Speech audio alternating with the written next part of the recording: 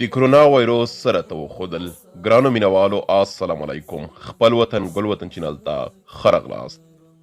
کرونا راته وښودل چې موږ تجارت او دوکانونه د ډیر وخت لپاره بندولی شو، خو د لمانځه لپاره نه. کرونا راته وښودل چې موږ مکتب او پوهنتون کې له محرمو ښځو سره بې له اختلاطه هم تعلیم کولی شو. کرونا راته وښودل چې حجاب د ښځې لپاره زندان نه، بلکې د بدعملو نرینه‌وو له وایروسه نجات دی. همداشان کرونا راته وښودل چې خلکو ته نصیحت او لارښودنه، یعنی امر بالمعروف، د هغوی په شخصیاتو کې مداخله نه، بلکې د هغوی خیرخواهي ده.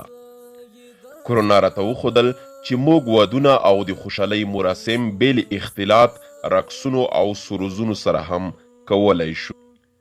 کرونا راته وښودل چې زموږ دین موږ ته د نظافت زیات تعلیمات مخکې د صحت تر نړیوال سازمان راکړي، لکه د لاسونو په ورځ کې 5 ځله پرېمینځل.